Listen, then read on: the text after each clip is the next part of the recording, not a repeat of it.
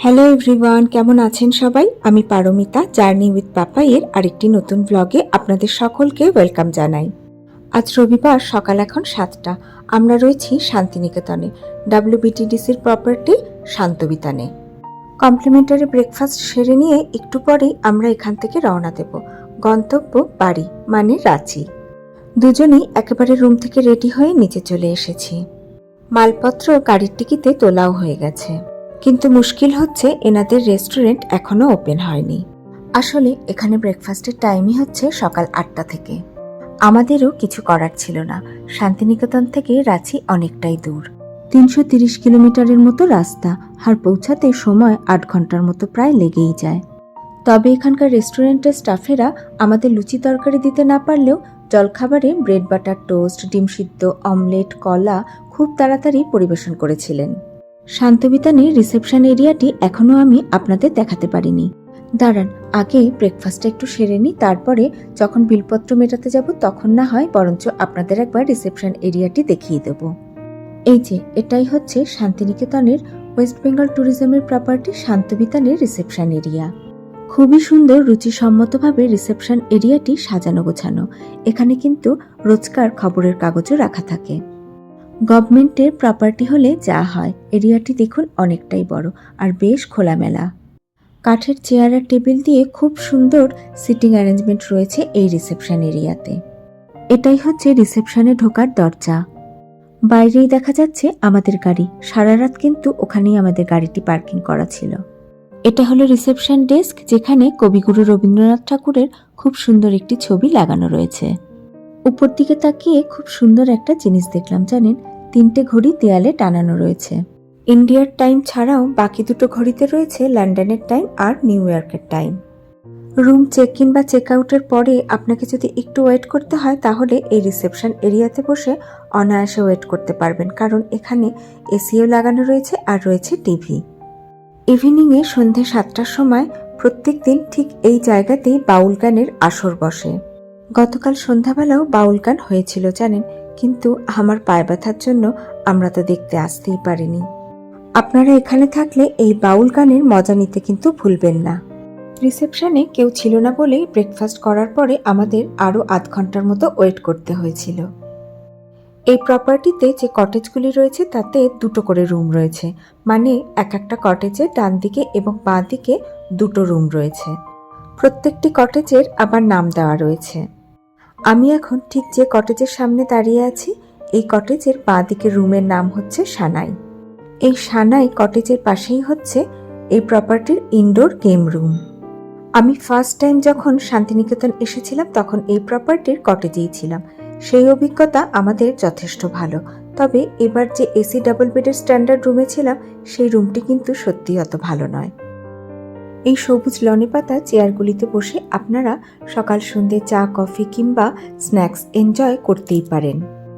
এবারের মতো শান্তিনিকেতনের শান্তবিতানকে বাই বাই করে আমরা আমাদের গাড়ি স্টার্ট করলাম রাঁচির উদ্দেশ্যে 9:45টার দিকে। 9:45 বাজে। এখান থেকে বেরিয়ে ইচ্ছা আছে একটু বনলক্ষ্মীতে ঢুকবো। যারা শান্তিনিকেতনকে খুব ভালো করে চেনেন এবং জানেন, তাদের কাছে এই বনলক্ষ্মী অজানা নয়। বোলপুর শান্তিনিকেতনে এই বনলক্ষ্মী শুধু একটি জায়গা নয়, একটি ঐতিহাসিক প্রতিষ্ঠান বলতে পারেন। বরিশালের রান্নাঘর। আর এই ঐতিহাসিক প্রতিষ্ঠানে ঢোকার আগেই হাতের বাঁ পাশে আপনারা দেখতে পাবেন বরিশালের রান্নাঘরের বোর্ড। বরিশালের রান্নাঘরটিও ঐতিহ্যবাহী বাংলার রান্নার জন্য ভ্রমণপ্রিয় বাঙালিদের কাছে কিন্তু বেশ বিখ্যাত। এখন যে রাস্তাটি দিয়ে আমরা যাচ্ছি, এটা কিন্তু একদমই মাটির একটি কাঁচা রাস্তা। শান্তিনিকেতন থেকে ইলামবাজার যাবার পথে হাইওয়ের উপরেই মাত্র 13 কিলোমিটার দূরত্বে হচ্ছে এই বনলক্ষ্মী কৃষি আশ্রম। তবে হাইওয়ে থেকে আপনাদের একটু ভেতরে ঢুকতে হবে। হাইওয়ের উপরেই আপনারা বনলক্ষ্মীর সাইনবোর্ড দেখতে পাবেন।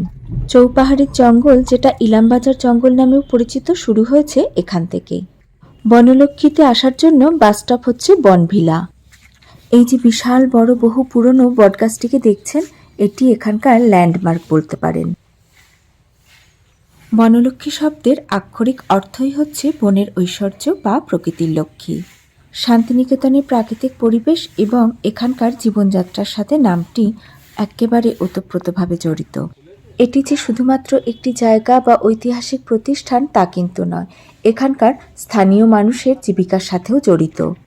গেট দিয়ে ভেতরে ঢুকেই খুব সুন্দর বহু পুরনো একটি জিনিস দেখেছিলাম জানেন, ইংল্যান্ডের একটি ভিন্টেজ কার রাখা ছিল। এখানকার একজন স্টাফের কাছ থেকে জানলাম যে এই ভিন্টেজ কারটি হচ্ছে বনলক্ষ্মীর মালিকের, যিনি ছিলেন রাজশাহী জমিদার বংশের বংশধর। আচ্ছা, সেই মালিকের এই ভিন্টেজ কার? রাজশাহীর জমিদার বংশের বংশধর ছিল। বাহ, ভাবতে পারছেন কত পুরনো, কত ইতিহাসের সাক্ষী এই গাড়িটি। চলুন তো একবার সামনের দিকে গিয়ে দেখি ইংল্যান্ডের কোন কোম্পানির গাড়ি এটি। ইংল্যান্ডের ভাক্সাল মোটরসের গাড়ি হচ্ছে এই ভিন্টেজ কারটি। তবে এনারা এখানে গাড়িটিকে খুব সুন্দরভাবে সংরক্ষণ করে রেখেছেন। কত ইতিহাসের সাক্ষী হয়ে যে দাঁড়িয়ে রয়েছে গাড়িটি বনলক্ষ্মীর এই উঠোনে তা আমাদের জানা নেই। যাই হোক, চলুন এবার ভিতরে যাই। এখানে ভিতরে একটি শপ আছে যেখানে ঘি আর বড়ি কিনতে আমি এসেছি। তিলের নাড়ু, নারকেলের নাড়ু, মুড়ি, চিড়ের মোয়া, নিমকি, মধু, আচার, গুঁড়ো এখানে কিন্তু খুব ভালো পাওয়া যায়। আমরা 1 কিলোর মতো একটা ঘিয়ের শিশি নিয়ে নিয়েছিলাম।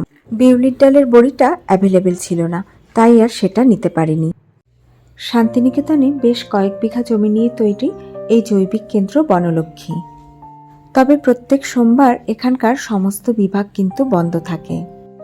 এখানকার স্থানীয় লোকজনরাই বনলক্ষ্মীর মাধ্যমে তাদের তৈরি করা জিনিসপত্র বিক্রি করে আর নিজেদের জীবন ধারণের ব্যবস্থা করে।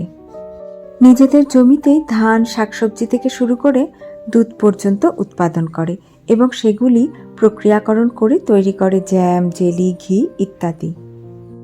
যারা প্রকৃতি ভালোবাসেন, অর্গানিক খাদ্যের স্বাদ নিতে চান অথবা শান্তিনিকেতনের মাটির গন্ধমাখা পরিবেশে কিছুদিন থাকতে চান, তাদের জন্য এই বনলক্ষ্মী কিন্তু আদর্শ একটি স্থান।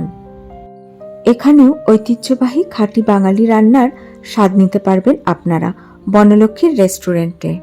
তবে আপনাদের পছন্দের রান্নাগুলি আগে থেকে এখানে ফোন করে বলে দিতে হবে। এমনকি কতজন খাবেন সেটাও কিন্তু আপনাকে আগে থেকে এখানে জানিয়ে দিতে হবে। আমাদের বনলক্ষ্মীতে খাবার খাওয়ার কখনো সুযোগ হয়নি, তাই অভিজ্ঞতাও নেই। তবে শুনেছি এখানেও এনাদের একটি স্ট্যান্ডার্ড নিরামিষ থালি রয়েছে। সেই নিরামিষ থালির সাথে আপনারা আপনাদের পছন্দ মতো আমিষ পদটি যোগ করে নিতে পারেন। বনলক্ষ্মীর আরও একটি আকর্ষণীয় দিক এবং বৈশিষ্ট্য হল মাটির তৈরি বাড়ি।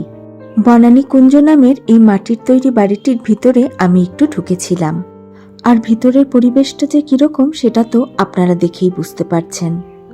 এক সময় হয়তো খুব সুন্দরভাবে পরিচর্যা করা হলেও এখন যে মেনটেনেন্স একদমই হয় না সেটা দেখেই বোঝা যাচ্ছে। আমি তো একটাই এরকম মাটির তৈরি ঘরে ঢুকেছিলাম, এনাদের হয়তো আরো অনেক প্রপার্টি রয়েছে। হাতে খুব একটা সময় ছিল না, তাই আর ঘুরে দেখতে পারিনি। শুধুমাত্র ঘি নিয়েই বনলক্ষ্মী থেকে বেরিয়ে গেলাম। আমাদের গাড়ি সোজা যে বাড়িটি দেখছেন ওইটি হচ্ছে বরিশালের রান্নাঘর। বাংলার ঐতিহ্যবাহী মিষ্টি, পিঠে, পুলি, পায়েস খেতে চাইলে আপনারা এখানে আসতে পারেন। হাইওয়ে থেকে বাঁ দিকে বাঁক নিয়ে যে রাস্তা ধরে আপনারা বনলক্ষ্মীতে আসবেন সেই রাস্তাটা কিন্তু বেশ সংকীর্ণ একটা রাস্তা। এই যে চলে এসেছি আমরা আবার হাইওয়েতে। শান্তিনিকেতন থেকে আমরা ডান দিক দিয়ে এসেছিলাম, এবার যাব বাঁ দিকে।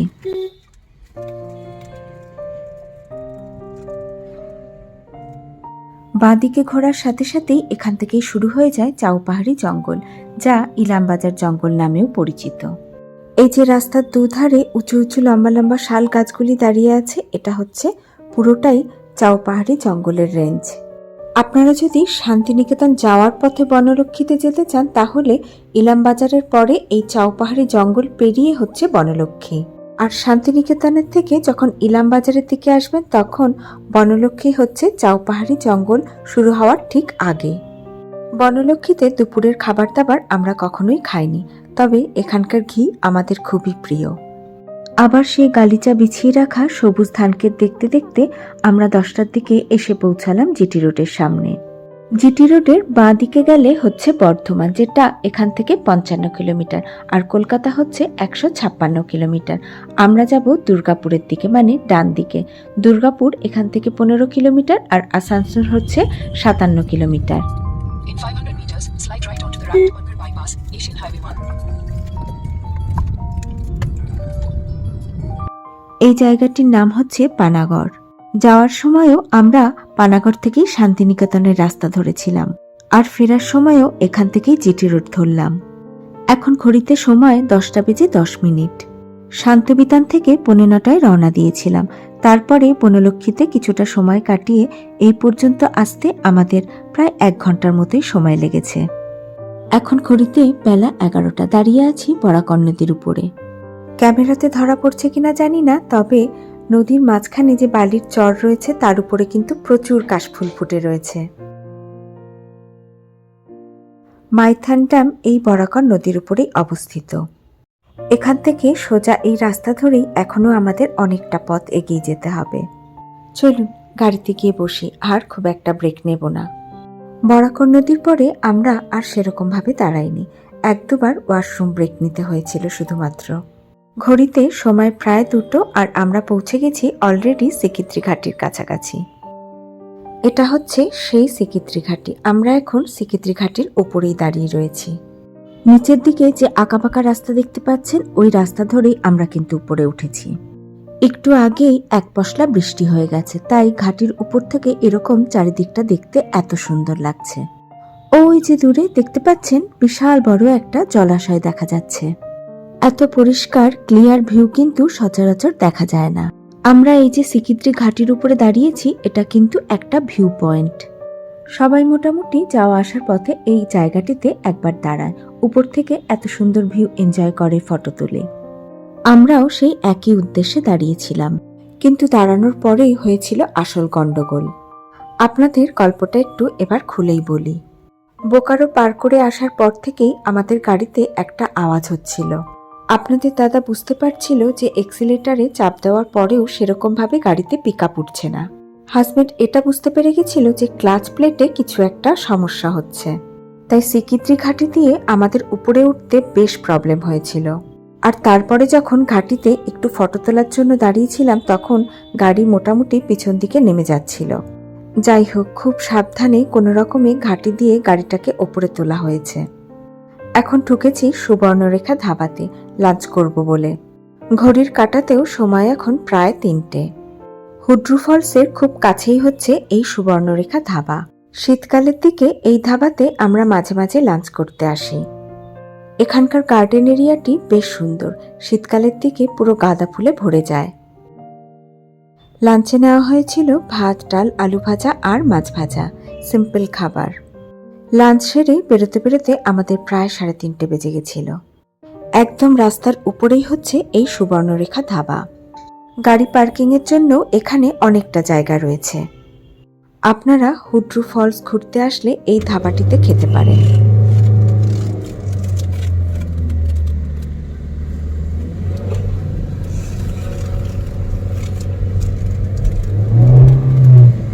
ইনিশিয়াল অ্যাক্সিলারেটরটাই উঠছে।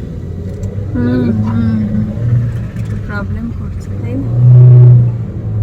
দেখাতে হবে। গাড়ি স্টার্ট করার পরে ফার্স্ট গিয়ারে নিয়ে ইনিশিয়াল এক্সিলেটরে চাপ দিয়ে যে পিকআপটা ওঠে, আমাদের গাড়িতে সেটাই উঠছিল না। খুব তাড়াতাড়ি যে এনাকে সার্ভিসিংয়ে নিয়ে যেতে হবে সেটা বেশ ভালোই বুঝতে পারছিলাম। এখন চিন্তা হচ্ছিল ভালোই আমরা বাড়ি পৌঁছাতে পারলে বাঁচি। যাই হোক, চলুন এই রাস্তায় যেতে যেতেই আমি আমার এই ভিডিওটি শেষ করছি। যদি ব্লগটি আপনাদের ভালো লেগে থাকে তাহলে লাইক, কমেন্ট আর সাবস্ক্রাইব করার অনুরোধ রইল। সবাই খুব ভালো থাকবেন, সুস্থ থাকবেন আর আনন্দে থাকবেন। দেখা হবে খুব শিগগিরই আমার নেক্সট আরেকটি ব্লগে।